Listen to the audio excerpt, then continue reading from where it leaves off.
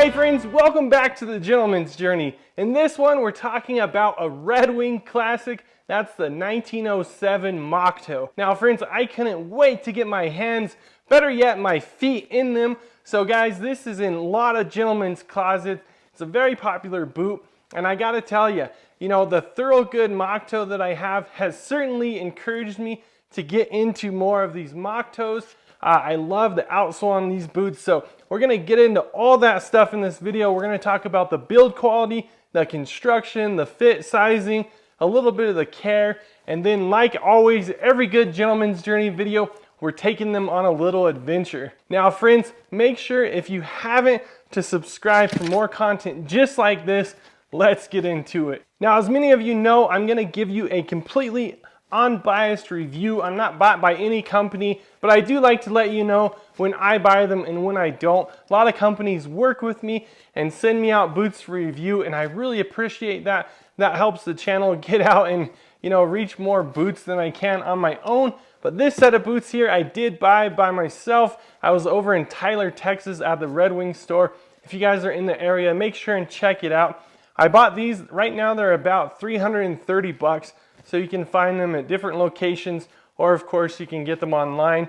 But guys, I can't wait to open this box and get into them. So if you watch some of my videos, you'll know that I like to start top down to see what you'd be seeing if you had the boot on your foot.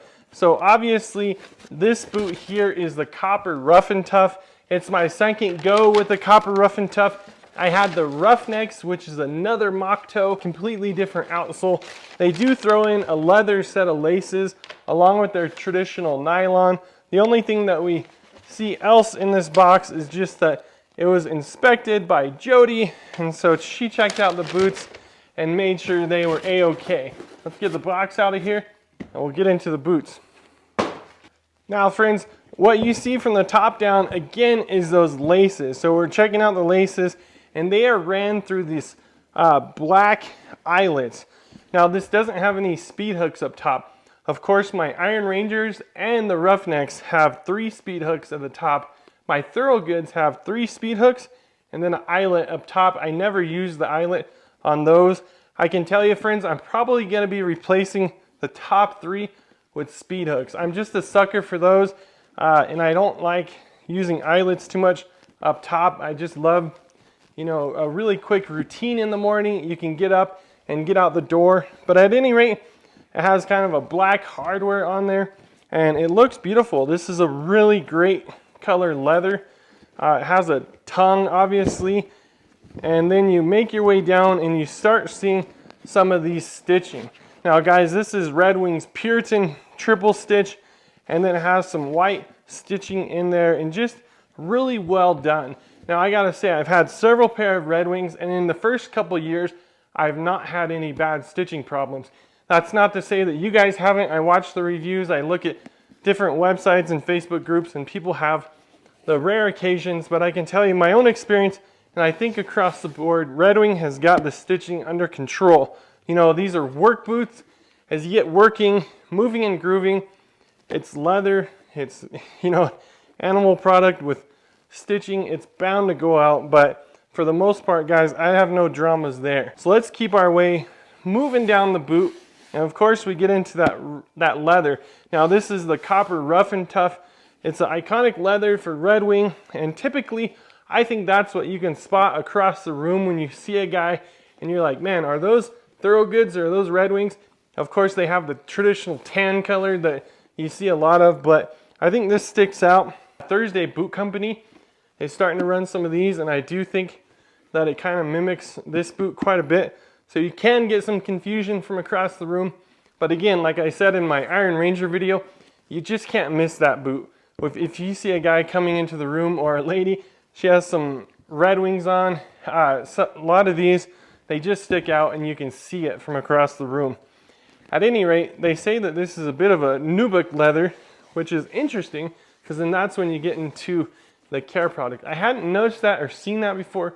When I was looking on the website, in the details of the leather, they did say that it's an oiled nubuck, and I think that's the difference, and that's what allows you to care for it differently. We'll get into the care in a little bit. Keep moving our way down the side. And that's what you can't miss on this boot. Now, if you're looking at the traditional work line Moc Toe with Red Wing, it'll have the Goodyear welt, but this has the storm welt. So they call this the split reverse storm welt, and it is very interesting. It is leather, so you'll see it, sometimes what they do with the storm welt is they'll make a bit of plastic down there, and so that's exactly what guys don't want, because the leather can handle different climates and different moisture and weather and all kinds of stuff going on down there, where the plastic, when you get a plastic storm welt, what guys are seeing is that it'll actually end up cracking, because every little section along there has another hole. You're making another hole, and the plastic just doesn't seem to hold up. It'll crack along there. So this is a leather storm welt, and essentially, again, it's a Goodyear welt in theory, which you can get totally restored. Now, 330 bucks for a boot. You're hoping that this will last you a lifetime. You know, maybe guys are getting 2 or 3 rebuilds out of these boots. The cool thing about this, though, is it's supposed to handle the weather better.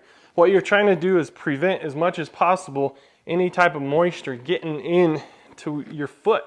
And that storm welt is what's supposed to help with that. So undoubtedly, we're going to be putting this guy through its paces, and we'll get into that storm welt later with the 1-year review. I always like to make sure and get back. I'm late on a couple videos.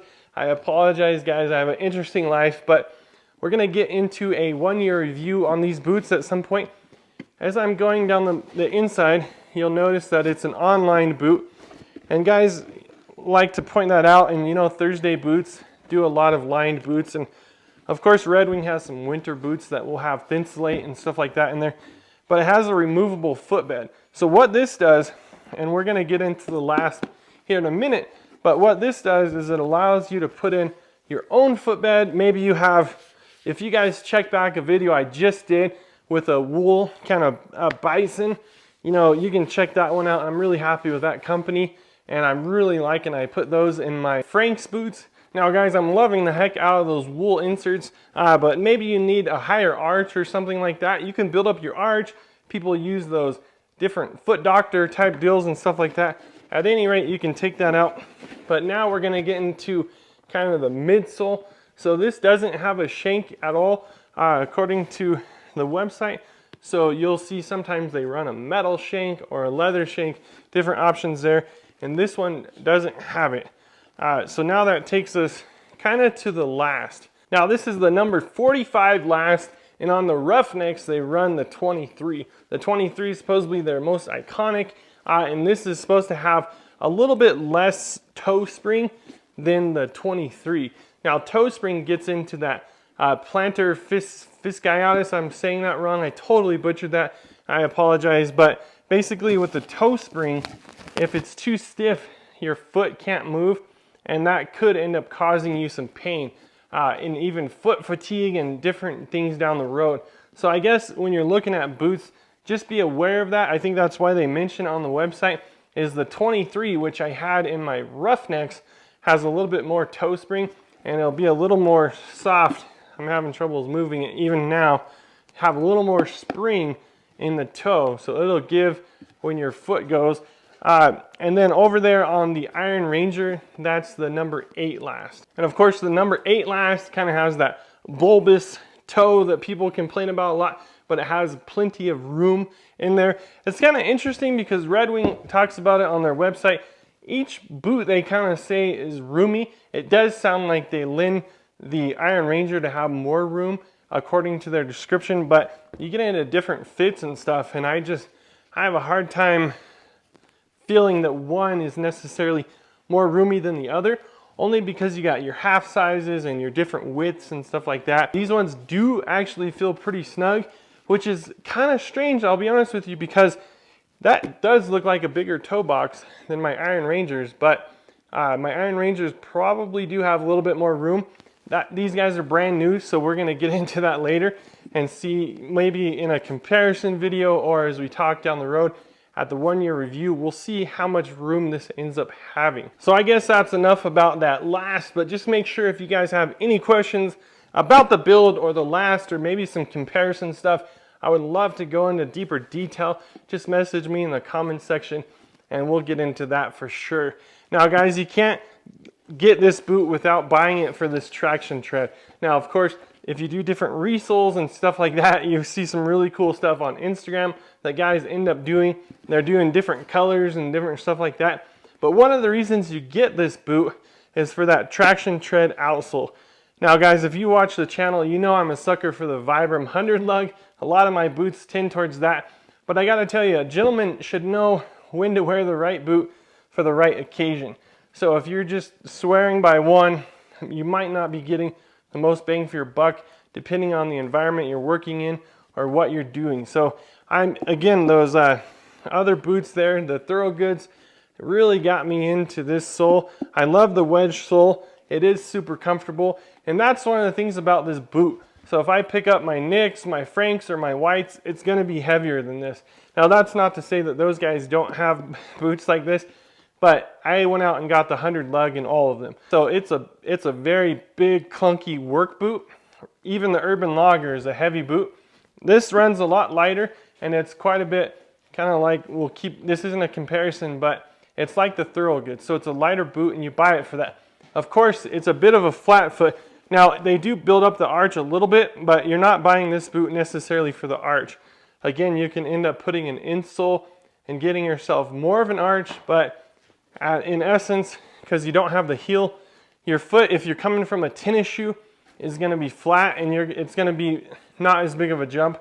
But you will see through the middle there is still an arch, so don't expect none. But one of the reasons guys get this is they're in the different trades like concrete, construction.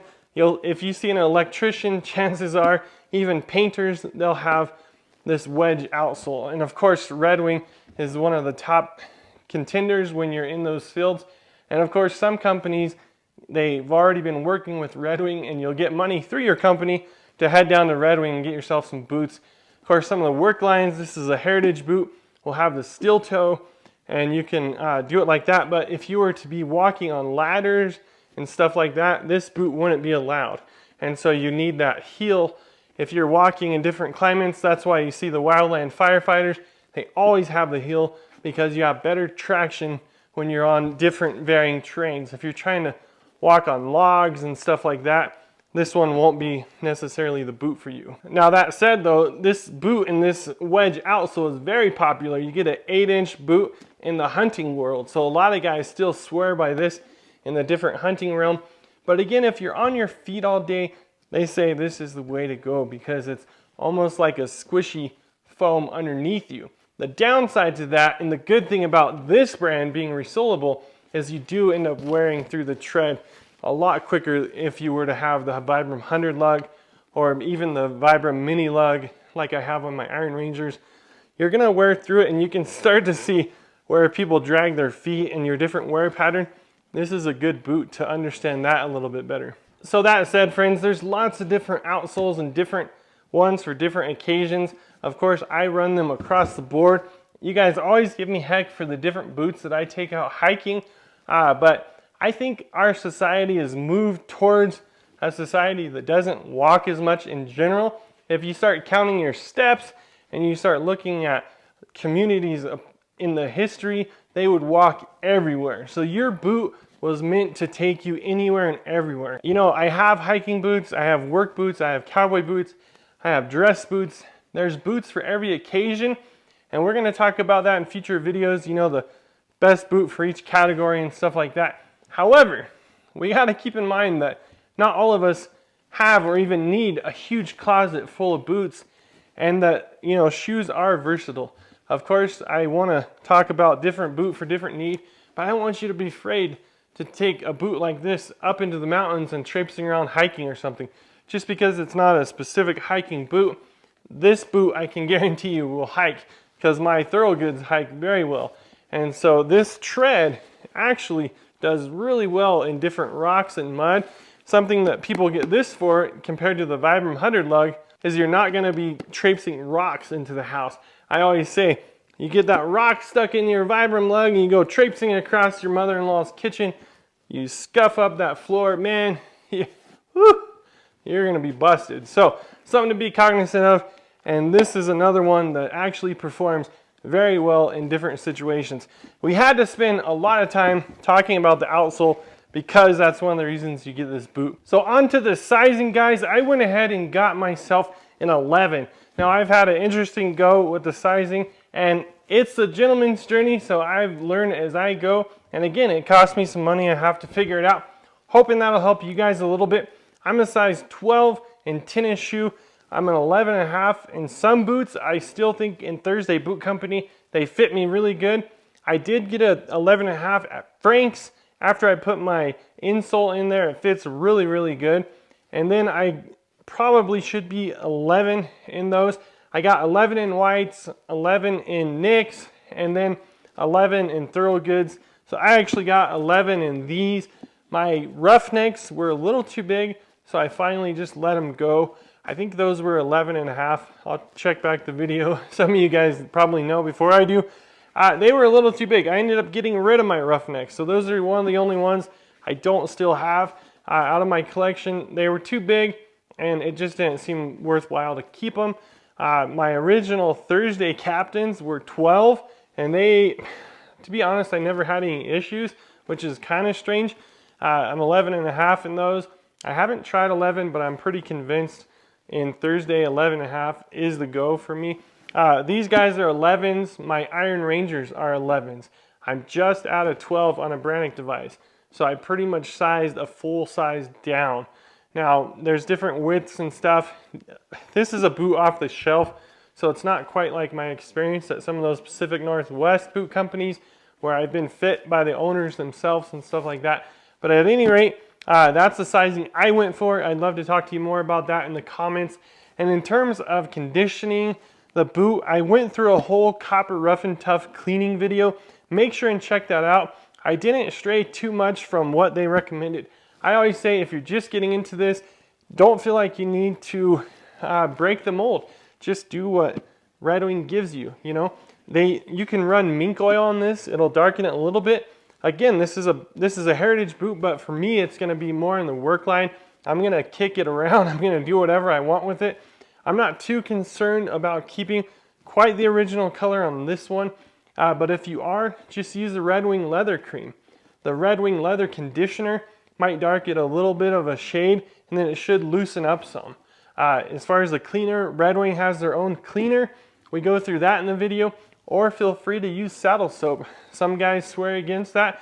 But, you know, in the description, I'll drop a link to all these cleaning products and the boots. We'll have a link down there if you want to get your own set. That's going to help the channel. Anytime you guys buy something through my link, doesn't cost you extra. It just tells them I sent you there, and that helps me out so I can put more videos. Guys, feel free to get a little creative. This leather is really tough, and it can handle a lot of what you throw at it. So if you want to, you can go with the Red Wing Leather Cream, or you can do the conditioner or Red Wing's mink oil. You can throw that on here. If you're in the winter time with that storm welt, some mink oil, these guys, you know, with a good wool sock might be the go for you. These guys will get you through what you need to go through. It's going to be up to you, but there's a lot of forgiveness in this leather. Some of the finer leathers, maybe not. This one, in my estimation, there's a lot of forgiveness. You know, you can run some Black Rock, you can run some different Saphir products, whatever you have. Most of those, I want you to feel comfortable. You got some Bic 4, throw that on here. You know what I'm saying? So let me know if you have any questions about that as well, and we'll get into some of that. But I'm going to put a link up here and in the description for that Red Wing Copper Rough and Tough leather cleaning video so you can get more of the nitty gritty and the full process on that. So again, friends, the nuts and bolts of this boot, it's a 6-inch Moc Toe. It's on the Copper Rough and Tough leather, an amazing, phenomenal leather. It has number 45 last. It's the storm welt there, and it has that awesome wedge sole. That's the proprietary Red Wing traction tread. So it pretty much lives up to its name, although there's different fun things to do with it. Guys, before we get out and we put these things through their paces, I just want to read a quick proverb to you, and then we're going to go find a trail and put these things to work. So friends, real quickly, Proverbs 21, verses 2 and 3, it says, "A person may think their own ways are right, but the Lord weighs the heart. To do what is right and just is more acceptable to the Lord than sacrifice." So a lot to think there, guys. Unpack that a little bit on your own. Some heavy stuff. We're going to take these boots out, put them through their paces. We'll wrap this up in the end with my final initial thoughts on these boots. And of course, we're going to go do the 1-year review. So be sure to subscribe and stay tuned for that. Well, friends, we made our way over to Monaghan State Park here in West Texas. We're getting ready to put these things through their paces. Now, it's really hot out here. Guys, I'm not gonna say this is their environment or anything like that, so don't beat me up in the comments. We're just going on a little adventure. So that's what I like to do on this channel. Put these things through their paces. We're gonna get out there, guys, and see what these things will do. It may not be their natural habitat, but I think we're gonna have a lot of fun, so come along. Again, friends, I cannot wait to get these things on. Now, if you haven't, make sure and check out my David's Wear video, because that's what socks these are. These are David's Wear. Again, I do a shirt video, but I cover those a little bit on there. They got quite a bit of a selection going there. So friends, we were wearing the Redbacks today, and now the 1907s. So excited about these boots. Really love the leather. Again, we might have to get some speed hooks in here, but that's a video for another day. Right now, we're gonna go out and wear these things in the sand.